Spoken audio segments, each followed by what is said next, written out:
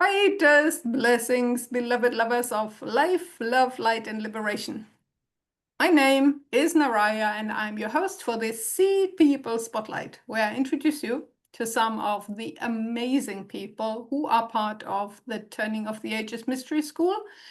Today, I'm so happy to welcome Edmund Correia to this space. Edmund is a long-term friend and student of our school's founder, Daniel Giamario, and therefore he really holds a lot of treasure. I hope he'll be willing to share. And he also made his way to our most recent Cosmology Intensive at Faywood Hot Springs, as well as Daniel's apprenticeship adventure at the Fishlake Valley petroglyph site, which I hope you have maybe read something about or seen something about. So, having said all that, welcome, welcome, welcome, Edmund. It's so great to have you here. Oh, thank you, Naraya. Yeah, I feel finally ready to present myself in reasonably articulate form, and so my life has been very exciting recently, uh, due to a large extent uh, to the experiences you just referred to, the Fishlake Valley apprenticeship, and a week of magic and miracles at Faywood Hot Springs. Probably the most important trip of my life because of the spiritual depth. I know, Daniel, when I spoke to him, he dubbed this whole trip, and I wrote about that as well today, the mother of all road trips. So he certainly has had a lot of road trips in the US, which is his homeland initially. But this one apparently seems to have been very special for some reasons that life decided upon. I wasn't able to be there personally, but it's really heart-wrenching, grabbing to see all the accounts that are coming in, all the pictures that are rolling in, videos. And so I'm really excited to have you on here so you can also relay some of the stories. But before you do that, I would really like you to tell us just a little bit more about yourself, and how long you've even been with the school, how you got to it, that side of things. Okay, let's see if I could get my facts straight. Well, the easy part. I'm very clear on where I was born. So yeah, in Yes. yeah, in Palo Alto, California, and I'm one of four children, and I was the only one who stayed at home. Everybody else moved away. So and that became very key, both because I was able to assume responsibility for my parents in their final years, and it also set in motion a pattern uh, of everything, virtually everything that's been important in my life shows up in my backyard. And this continues to this day, and you know uh, even after all this time amazes me. The most dramatic of these was Dane Rudhyar moving from the San Diego area to Palo Alto, and he was something of a hero of mine in my adolescence. I'd discovered his writings, and mostly through the repeat publishing of some of his famous articles, and they appeared in popular astrology magazines at the time. So I didn't have to actually spend money, which I didn't have, on his books. But I recognized his stature, that he was head and shoulders above everybody else at that time, which is the 60s and 70s. And so for him to move almost literally into my backyard, because I was living in Palo Alto at the time, this was something uh, not even short of miraculous. I mean, it really was, and especially the way I was able to introduce myself to him. I was at that time a letter carrier in the Palo Alto post office. I was very good at learning things quickly. I knew the geography, didn't have a route of my own. And one day I found myself as a substitute mailman on the route which he and Layla lived. And so this led to just to an almost humorous personal introduction. And so it all took off from there, and I quickly became a part of his circle, took lessons in his home, and it just unfolded from there. And coincidentally enough, this is exactly the period when Daniel was in Palo Alto and was introduced to Rudhyar. I think he may have come a little bit later because we don't know how our paths didn't cross. But maybe he was taking courses or doing things with them, coming under their influence and teachings just late enough so that I was already at a different phase of relationship with them. Well, that's But just that's such yeah, carry on. I thought you'd finished. Yeah. Oh, I'm going to get my phone out of the way. I'm being bothered by notifications. Oh, I'm so sorry. Well, Okay. anyway, I mean, this is such an incredible story. And, for those who do not know this, I hope everyone pretty much does by now. But some people might be new to this and just curious that Dane Rudhyar is obviously one of the biggest influences that have helped shape the turning of the ages or shamanic astrology paradigm that Daniel developed over the past 50 years and was also a teacher and mentor to Daniel. And so it seems like with your background story, you say you don't know how you could not have crossed paths, the two of you back at that time, right? Well, I suppose it just wasn't meant to be at that time. Everything has its own divine timing. And so, but it's so interesting that you both have this quite personal and close relationship or have had with Dane Rudhyar. And so how did it come then to you meeting Daniel or vice versa? How did that connection finally happen? Because it didn't happen there. We know that much already. Right. So yeah, I totally agree with you that I think it was just a matter of destiny that it was probably not the right time, but it planted a seed, so to speak, of our coming together later on. If I remember correctly, I think I first became aware of Daniel through being the guest on the radio show of Caroline Casey. She had a weekly show on a Berkeley radio station, and I just really enjoyed her personality, her liveliness, her optimistic outlook. And so again, if I remember correctly, and very shortly into the interview, I feel like I was aware of Daniel's stature, and the phrase came to my mind that finally here's somebody of the post-Rudhyarian generation that actually knows something. And by that, I mean, obviously there's a huge number of astrologers that have a good foundation. They know the literature. They have successful practices. But with Daniel, it's just so obvious that he had digested, thoroughly assimilated the teachings of Rudhyar at a very deep level. And so I recognized that. And then when I learned that we did have Rudhyar as a common mentor, this is probably the key reason why some years afterwards, when I began poking around on the internet, and I'm not really sure what made me curious enough or want to look at the website, which at that time was the Shamanic Mystery School, and remembered about the Rudhyar connection, and that was pretty much all I needed to say this is where I belong. This is my astrological family, and after the whole the years of the pandemic, that I will at last have an opportunity to meet these people in person, and then I'll really know when I'm in their presence, when I pick up Daniel's vibe. We're in the same physical location, then I'll know for certain. So when I went to the first all-school event in Oracle, I knew instantly, from the time Daniel walked through the door out of the carriage house where all our classes and meetings were held, and that this was it. and for me, and it's obviously where I belonged. And even the symbolic, the way it worked, that he was approaching me through a door, through a sort of gateway.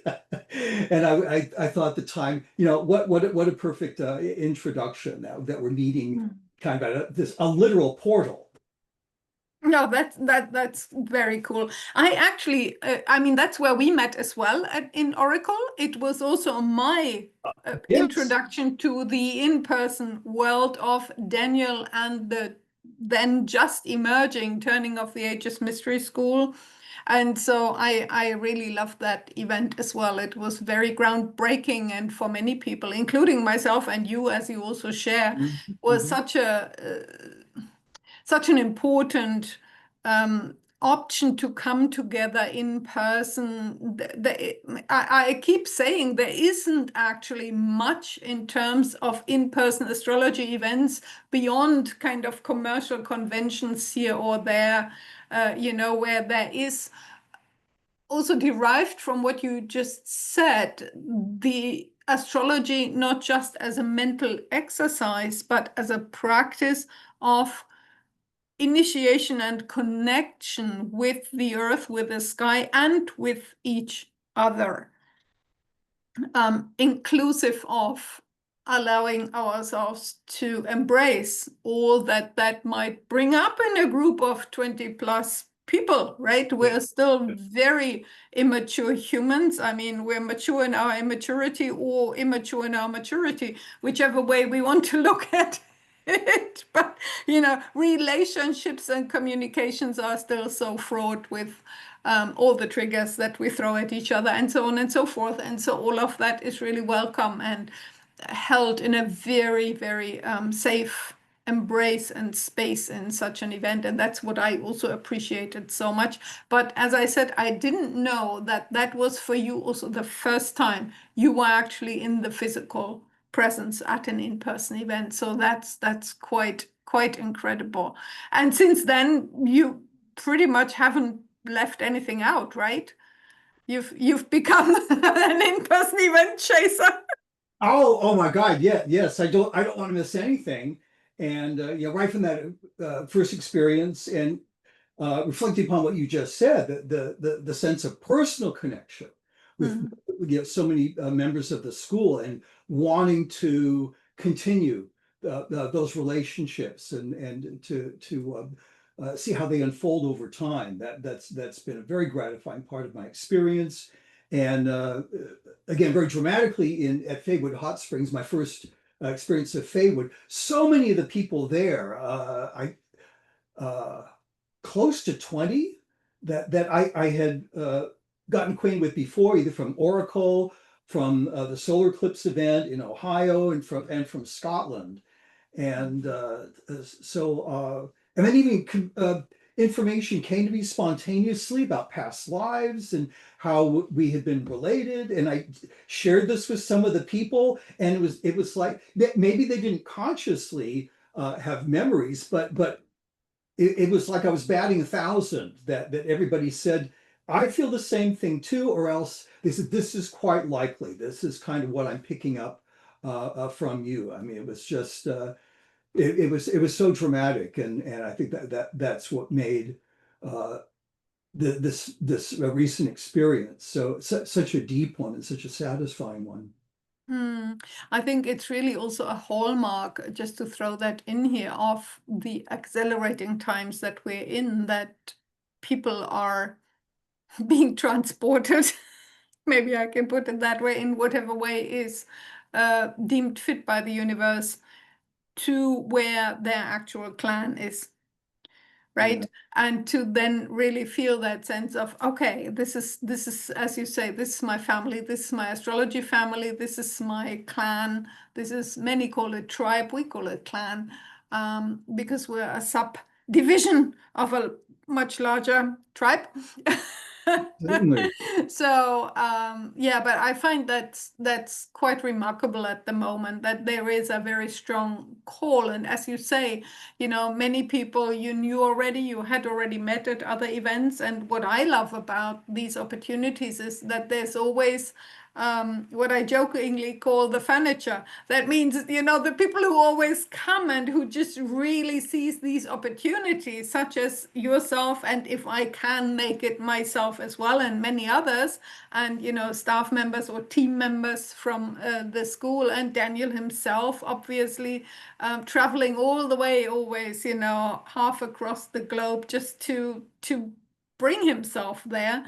It's quite remarkable, and that there is also always a real open and welcoming space for people who've never been to such an event with the school before. And I know that there were, especially at Faywood, there were also some of those, and that they also felt really welcome and embraced in that event. And that's what I love, because for many, just as you said, once you get there in person and you feel the energy, actually, as we always say, we need these meetings, heart to heart, soul to soul, eye to eye, then whether that's the right thing for you. And that's what I really so much love and appreciate, that it's wide open. Everyone can come, whatever their background is. They don't have to be accomplished in astrology or whatever. Heart calling, go there. That's kind of the idea. So that's wonderful. But tell us a little bit also now, more specifically about Faywood. I know that you helped put the stones were not put in, they were laid in the places, as far as I understand. So there are now 4 moon altars, like flat stones, instead of having stood them upright. Is that correct? Yes, that is. I can't take much credit for being an active part of that. Mostly what I did was pose with a shovel, and I really just sort of graded the soil around the stones. So I wasn't doing any of the heavy work. Just kind of the cosmetic final stage of making everything look a little bit more presentable. But Don't underrate those cosmetic things and the posing with a shovel. It's all as important as the next. Oh, okay. Well, yeah. Thank you for that. I mean, it just I certainly had fun doing that, and posing in front of the backhoe and all of that. Us guys that participated in that. Mm. And as far as I understand, those stones were put into the positions where they needed to be in order to mark the lunar standstill points in relation to that wonderful 360-degree horizon that that particular stone circle at that site has, right? Yeah. Yes. Yeah. They marked the extreme out of bounds positions, both Yeah. northerly and southerly. And Mhm. so we had a chance to check the southerly maximum and discover they needed a little fine tuning.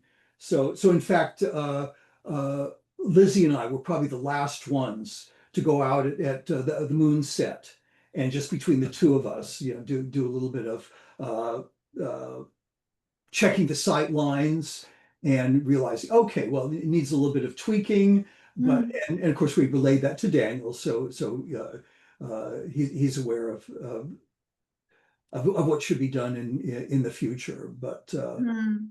But certainly, I mean, they really are in place. They complete the whole thing, and some of the pictures I got from a distance of showing the entire circle in either the light of the newly risen or the newly set sun are just I'll treasure those photos forever.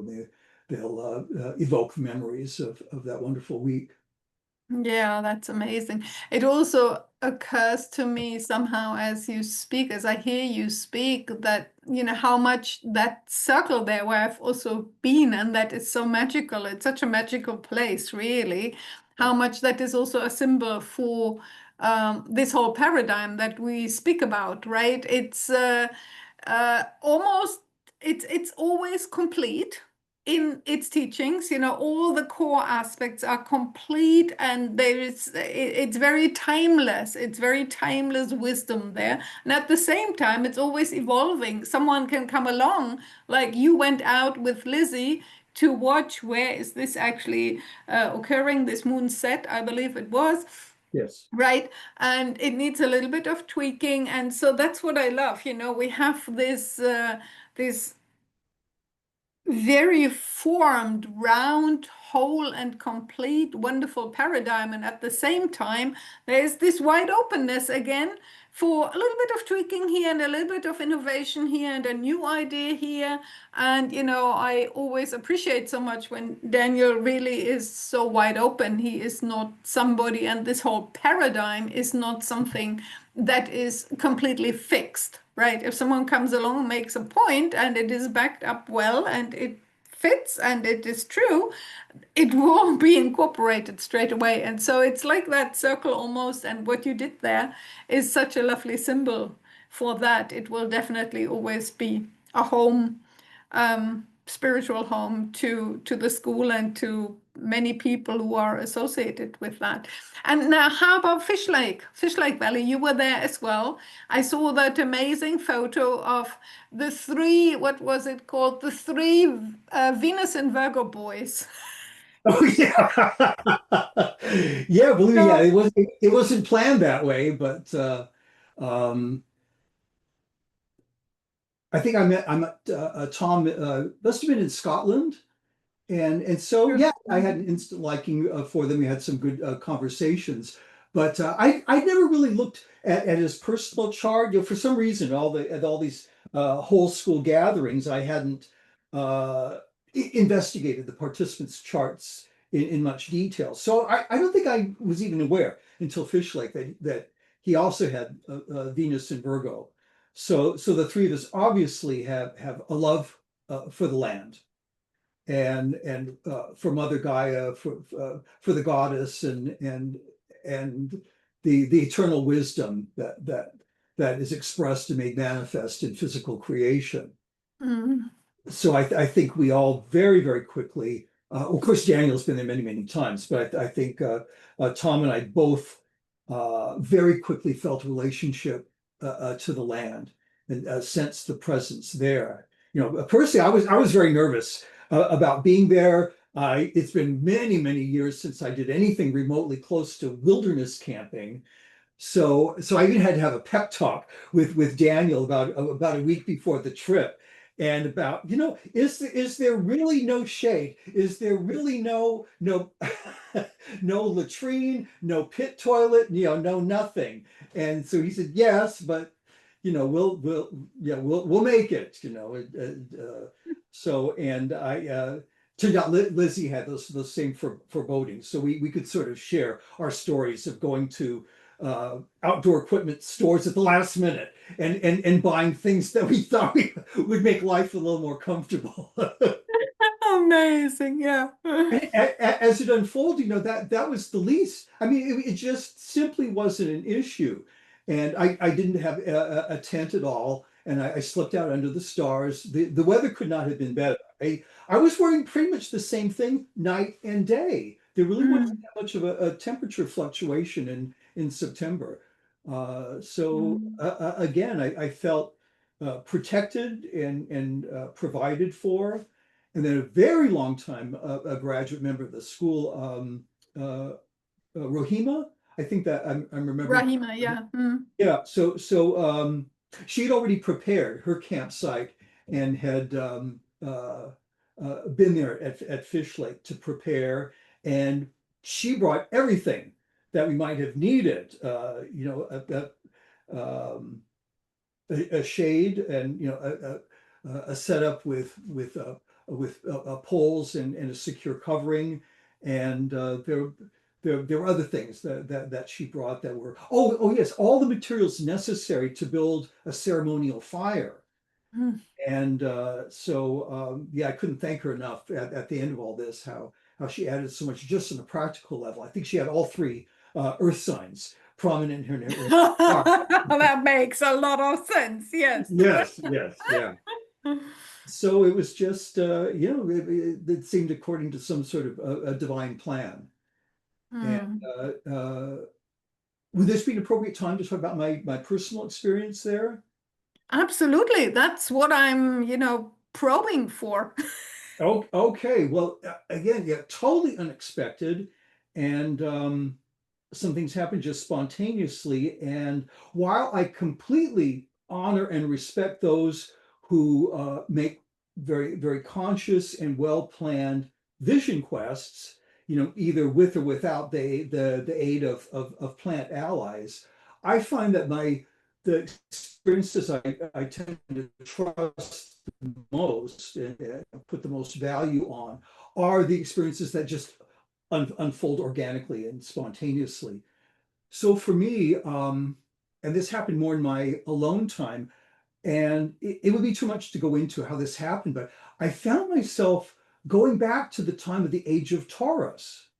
And maybe this is because I have Taurus rising, and I'm seeing that in a very, very different way now because of Daniel's paradigm, what he explains about the ascendant.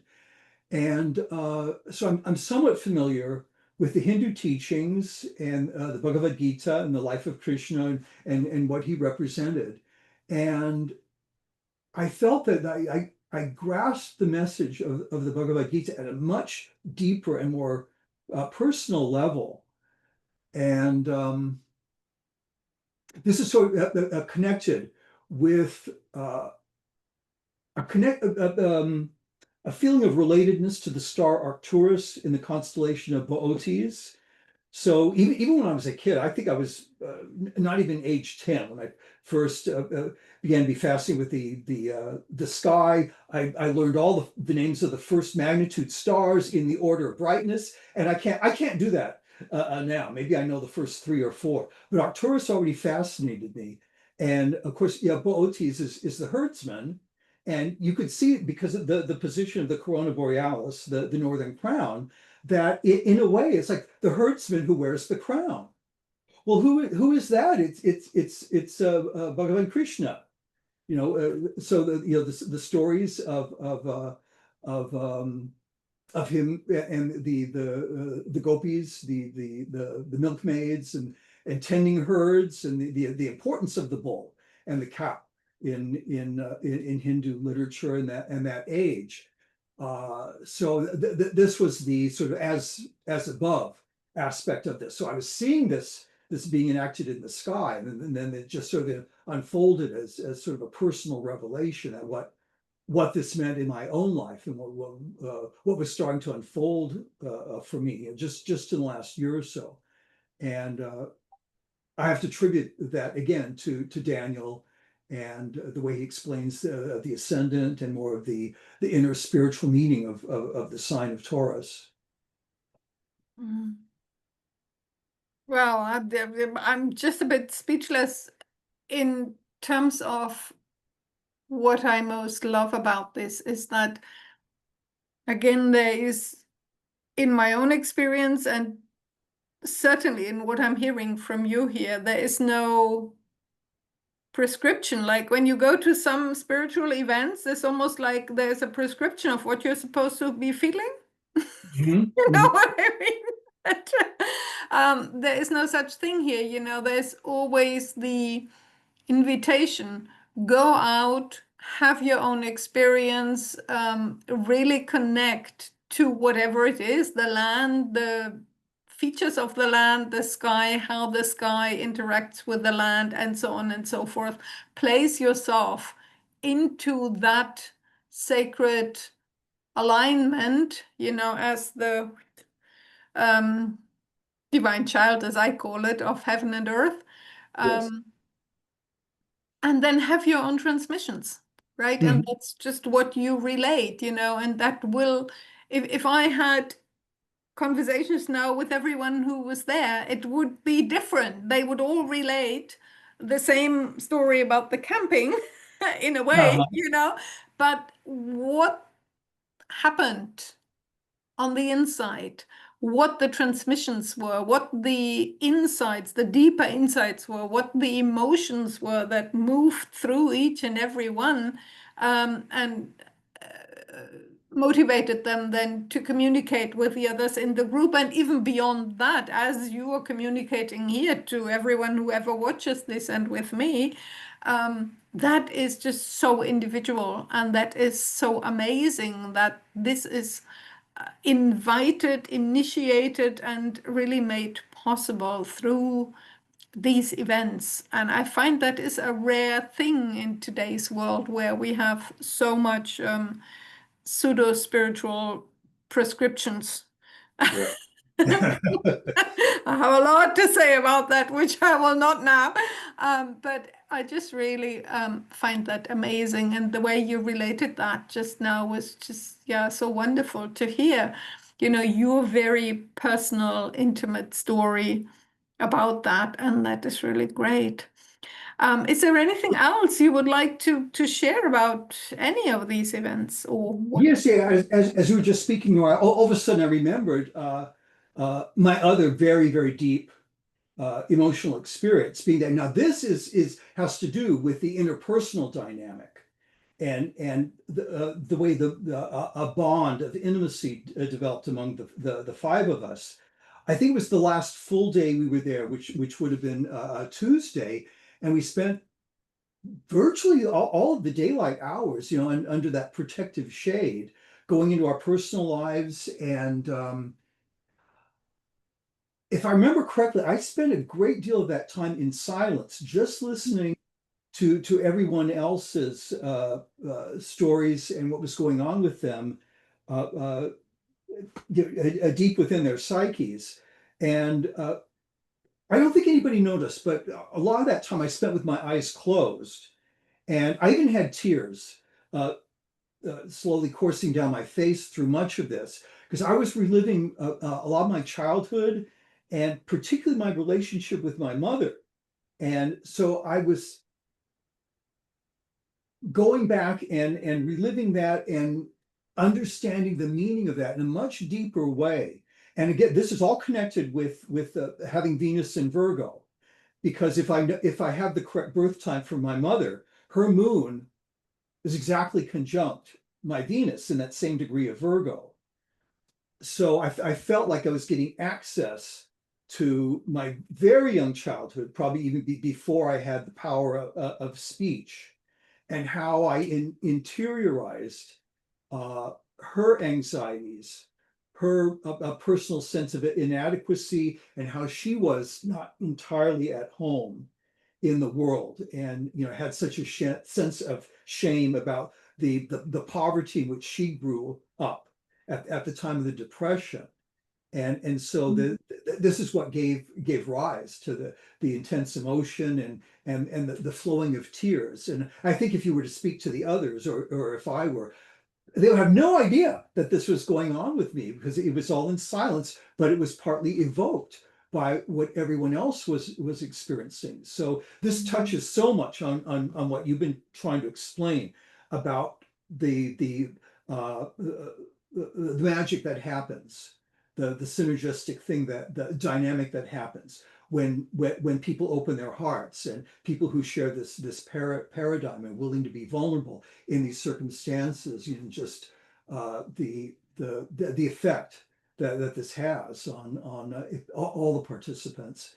So that was, you know, the other very, very dramatic aspect of my experience at Fishlake. I'm just vividly imagining that little shade there, of which I've seen a picture, and the one, two, three, five of you, you were five people, right? The Yeah. five of you sitting in a circle under this shade, and all these things going on. I mean, sometimes I wouldn't say I'm clairvoyant, but I see things, I see energies moving, right? And right now it's just so much, and it's a beautiful ball of energy that is kind of floating in the middle, where everyone's love really is crystallized and synthesized, and then kind of beamed out again at each participant, but then also way further. And I can kind of see how the people who have frequented that place before and held it sacred, how they were literally thanking and bowing to the five of you there for even coming there, for making that effort, for opening your hearts, for sharing with each other, for acknowledging them, for honoring yourselves enough to be so vulnerable with each other.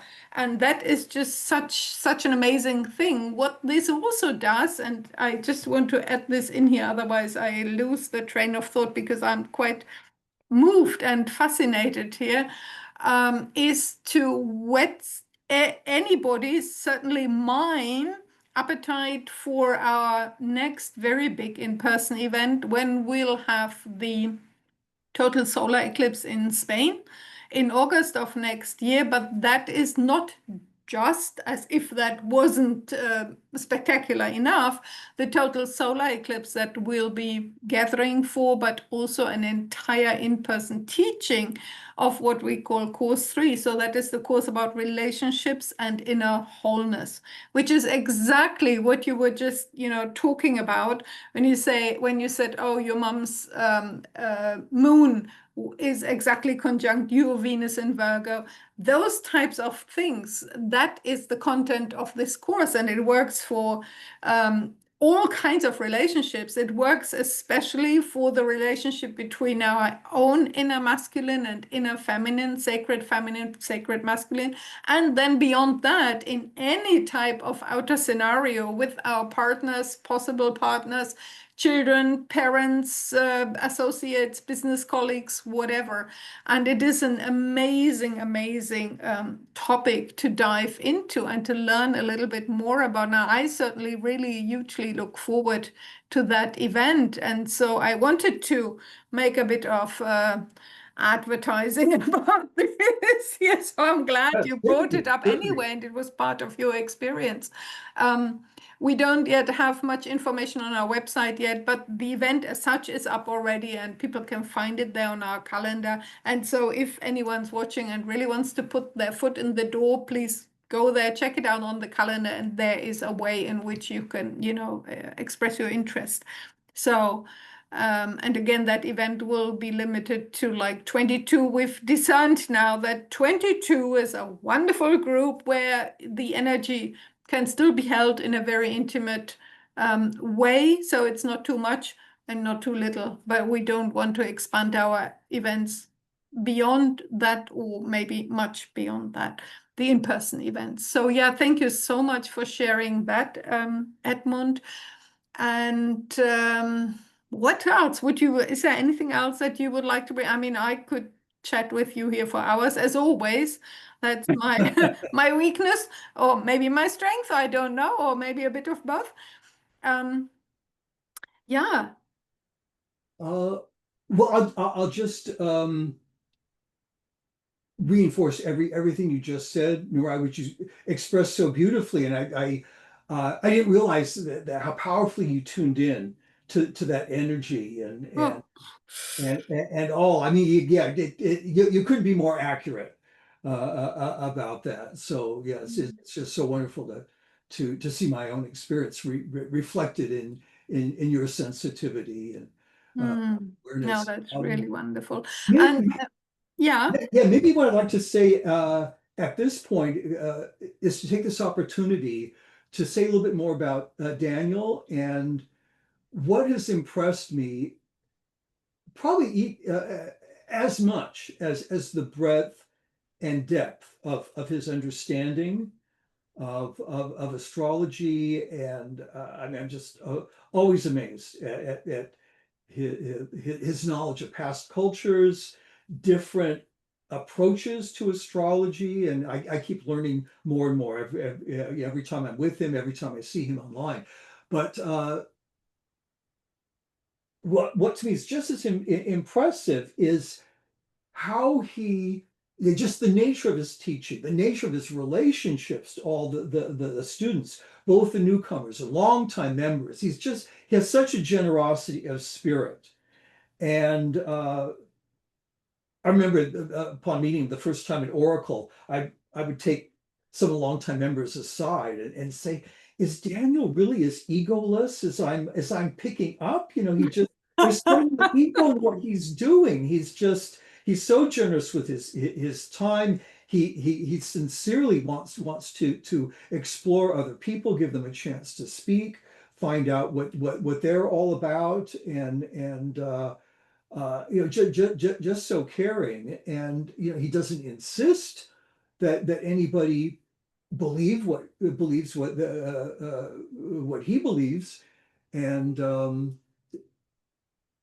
it's still a work in progress, and just like the stone circle in Faywood, it will continue to evolve over time, and future generations will bring their insights, their personal experiences, and perhaps add more to that foundation. So, but that tremendous generosity of spirit and an ability to communicate with others on a very deep level. I feel like I had to say something about Daniel in that respect. That is wonderful. And I mean, I can only really add the prayer because, I've just blasted it out to the world via emails and newsletters and the social media channels that I am in operation mode for within the school, that it was just his 77th birthday.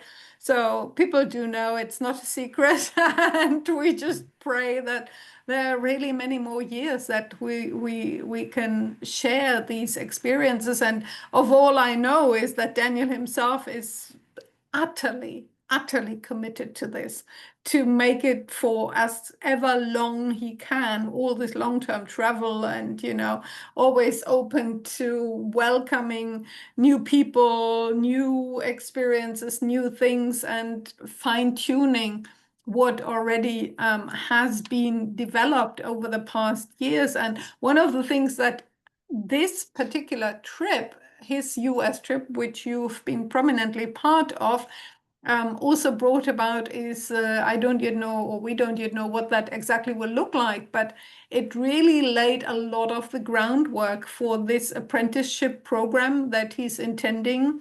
And I, for one, am very excited about that, because he will basically take small groups, as happened with Fishlake Valley, out into the wilderness and introduce them and open the space, let's say, open the space for experiencing those sacred sites and places that have most contributed to his own unfolding, and therefore the building of the paradigm over the years. And so, as I said, I'm really excited about that, look forward to that. And so it will give people, whoever feels called, really, they don't have to be a TOTAMS astrologer or even an astrologer or anything. Whoever feels called can gain this opportunity to have such an experience of when the heart feels called to a certain place. I mean, how would you even go about going there all by yourself?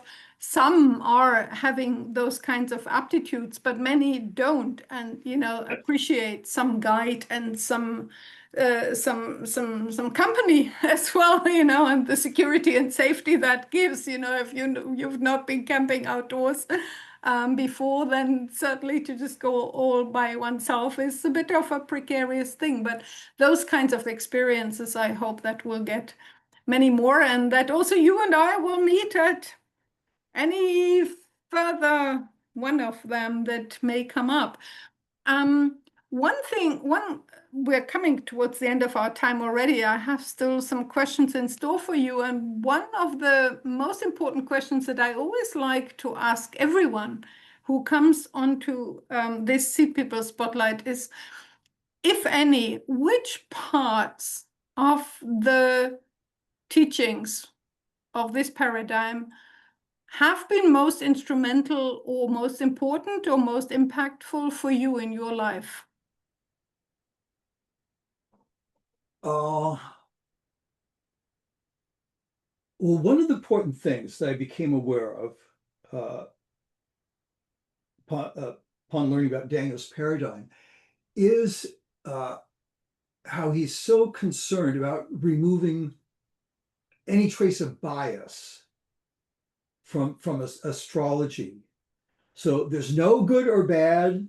There's no greater or lesser. Masculine and feminine are equally important. All the planets have their message. And for me, he's solved the whole problem of the houses and extreme latitudes. And in my first studies, realizing all the multiplicity of house systems, I thought, how is this possible? This doesn't make any sense. I mean, the Inuit people of the Arctic, I mean, shouldn't their individual charts be just as valid and meaningful, instead of this, incredible sort of distortion of the houses? So now that's not quite as personal with me, but that is a core value of the school. I found very, very, very important. Now, I suppose, yeah, the meaning of the nodes also, for some reason, I'd never paid that much attention to the nodes, even the relatively limited writings of Rudhyar on those, and so how they relate to the rest of the chart, the houses that they're in, and all of that. I mean, this was kind of revolutionary to me, and seeing the deeper meanings of the personal planets, Mercury, Venus, Mars, the idea of an overstory that we're born in to some phase of these overstories that have global significance on the world stage. I mean, this was all really eye-opening to me, and so it's changed very much the way I see those planets in my chart. And so relative to that, I think particularly my own Mars placement, which I've always thought of, it's just sort of way in the background. It's not doing much of anything, really no important aspects, no oppositions or squares. It's reasonably close to the IC, but in a different sign. And so I think it was in Ohio, the solar eclipse trip, that it finally sank in that what we're talking about with some of those planets, it's not necessarily what we're born with. So in the way I came to understand it is, in the university or the field of study that we're investigating related to the ascendant, I began to see Mars as, well, that's a recommended course. It isn't necessarily, what I've already investigated or came into this life with. But and then sometime after that, just sitting here in front of my computer and contemplating all these things and not taking my job responsibilities seriously, it's much more fun to be distracted by these astrological contemplations. So I realized the whole dynamic of my chart, which can get a little bit bombastic and too ego driven, that if I followed that hint of the Mars placement and investigated that more, that would make the whole chart work a lot better, and better relationships, so that I was much more tuned to others and not so focused on presenting myself and self-expression and kind of being the dominant personality in the room. And so I found that this is just becomes so true, that if I become more of an emotionally supportive person, my Mars is in Cancer. Ooh, yeah, I mean, I was wondering, do I ask? Do I not ask? So what is it now? Yeah. Right. Okay, that is very significant, obviously. Yeah. The nurturing aspect, and the whole conundrum.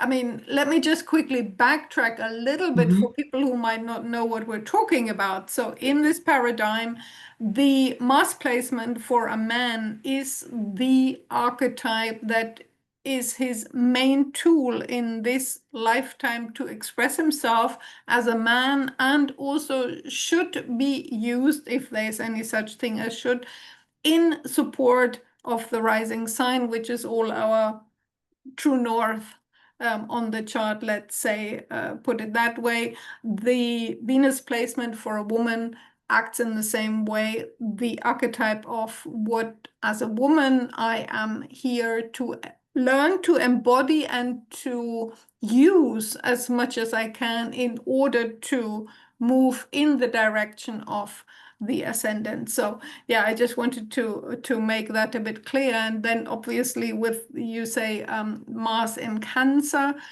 there is, I find, quite a conundrum with that in our still very patriarchal society, because there's no really the nurturing emotional expression of the masculine, which Cancer would be. And you're at the front line, Edmund, because the entire school now, Daniel and all of TOTAMS, we are doing our best to reinvent and revision what the masculine Cancer can look like in the times that we're moving into at this great turning of the ages. So yeah, you're at the front lines. Amazing. Yeah, so it's unlocked sort of a role as the emotionally supportive father figure, and not having been a family man, not having had children, but it became so dramatic at Faywood that I felt this very sort of paternal and protective feeling toward the other people, Mm. particularly some of the younger people, some of the people I was meeting for the first time. I just tried to give them a comfortable space to tell their story and to act as sort of a spiritual cheerleader for them, to give them that kind of emotional support and nourishment. And this is such a rewarding part of my experience. So again, I have Daniel to thank and his paradigm and finally understanding, that what Mars is all about, or what it's intended to be. Hmm. And what maybe I just add this here, what comes to me in that context as well is I have a Pisces rising, and so Pisces and Cancer, both the water signs that might most be prone to not consider themselves in anything they do and not nurture themselves or love themselves or do anything for themselves, because we're here to serve, right? Cancer is a householder, culture bearer, so always there for the other people, like in the shadow aspect of that, the totally self-sacrificing mother figure. Mm.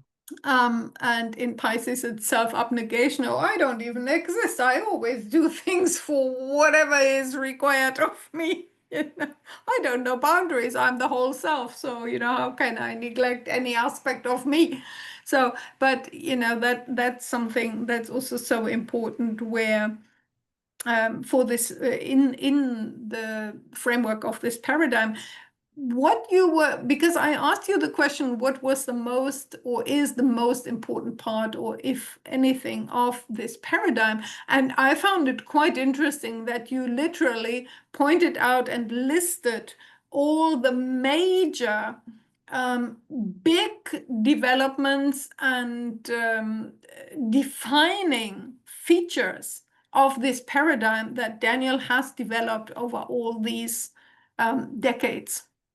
Right, that is Mhm, that mhm. that is that is quite amazing, and it's fascinating to me to hear it as in, oh yeah, right, that's not what they do in many other types of astrology. That is really so specific to this paradigm, and it is so super helpful in so many ways. So yeah, thank you for pointing out that incredible list. That was, was really like, yeah, da, da, da, da, da. And you have that background as well, because you've seen other astrology paradigms, and I know you know a lot, right? That's why you need someone who also knows something, because it doesn't work for you otherwise. Because you also have such a wealth of knowledge, about all kinds of things, and that's always appreciated. You know so much about the night sky, about the stars, about all types of things. I know that, and I may reveal that here secretly. Okay, so I think we can roll it round. We can round it up in a moment. My final question would be if there's anything in the astrology that is going on right now. It could be in your chart, it could be in the world, can be anything that is particularly foremost on your heart and mind, or that you would like to comment on in one way or the other. Oh, definitely. And this is one of the last things I was contemplating this morning, and that I did want to get into. Um, it's what's going on with all the outer planets. They're changing signs all in a coordinated way. I've been anticipating this time literally for decades. And when I first got an ephemeris for our current century and saw this chain of sextiles among the outer planets. What, excuse me, Edmund, you saw that back then at the beginning of the century? Oh, I think I became aware of this in the 1990s, just looking forward. And I thought, because I've certainly had downtimes in the span of my whole life. It's like I'm at the end of my script. I have no idea what comes next, what the next step is, and where I was just sort of ready to give up. And then once I discovered this, what would be happening in our current decade, and especially centered on 2026. And I thought, if I can just hang on until then everything will make more sense. And I will understand more the meaning of my whole life. So, just to see this beginning to unfold in such a magical way, I'm very much an optimist at heart. I still see the great potential in the time that we're in, and what will be unfolding in the next couple of years. So I guess next year, I think Jupiter begins to move through Leo. I think in the second half of the year. So to me, that sort of completes the picture of Pluto in Aquarius, Saturn, Neptune, Aries, Uranus in Gemini, and Jupiter in Leo. And this is all connected with my midheaven. So that's why I feel like this is all kind of the fruition of whatever destiny I have in this life, and whatever way I'm supposed to be contributing to the world. And so Pluto's transiting my midheaven currently, and through much of next year. And I don't know. I guess I have a good relationship with Pluto. It's conjunct my sun in my birth chart, and yeah, the inner openings that are occurring for me, largely connected with totems, and all of a sudden, it just kind of on impulse. This happened almost literally within 24 hours of my getting back from Faywood. I'm going to be moving and finally owning my own space after being a long time renter. And the way this just happened is miraculous. At least I'm experiencing it as a miracle. And my cousin, who is a realtor, and we made the final offer on sort of a prefab home in an absolutely gorgeous area near the coast. And a couple friends, both Sun and Cancer, and both involved in real estate, said, "Well, Ed, have you ever considered this?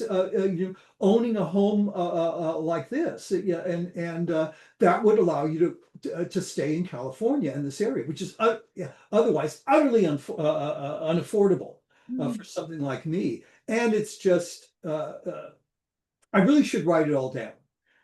Just what happened within the space of 48 hours after getting home. I mean, this is all manifested out of nowhere. So I thank Pluto for this. It's just promising a completely a complete transformation in my living environment, giving me a base of operations. Now, even though it's on my MC rather than the IC, this whole phase kind of kicked off when during the Leo new moon, which was exactly opposite Pluto. So the Leo new moon back at the end of July was on my IC, and that was the time. But you know, we always say if there's such a strong something happening, it really brings the whole axis into play. You know, there's you can never just isolate this from the other, because how do you know, even if it's and especially if it's the MC, this move might just bring about that which you, as you say, the way you're meant to express yourself in the world, that which you're meant to be in the world or to bring to the world, right? So, and it might be a prerequisite for that, so that you feel in that, I would feel that way, I don't know whether you would, but in that secure space, where okay, this is sorted now, I have this space, and then there is so much energy freed up for, okay, so what do I do now from here, right? So Yes. that's incredible. And please, you say you should write it all down, make it happen. I'm the one who processes everything, written contribution that comes into the school, and I much appreciate all those types of things. It's one of the best part of my job, I would say, within the school, the one I love most. Yeah. So, Oh, yes. Well, wonderful to hear that you've tuned in perfectly, to the core of this experience and what it means. And I'll just throw in as one last interesting synchronicity that you brought up the number 22 earlier as being kind of the ideal number of participants for a live event.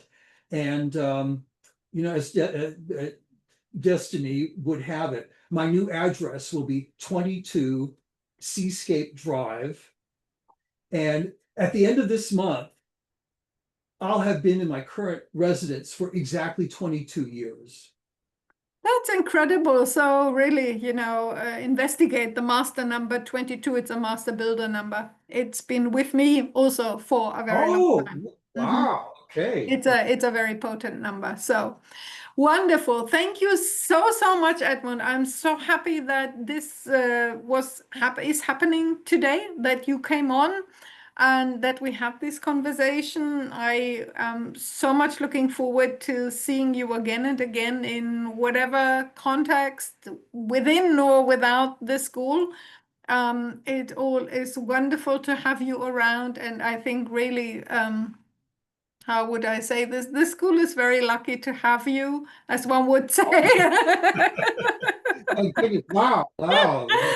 And as a real genuine seed person, also someone who brings that lineage of Dane Rudhyar, I think you're the only person in the school apart from Daniel who has had a living relationship.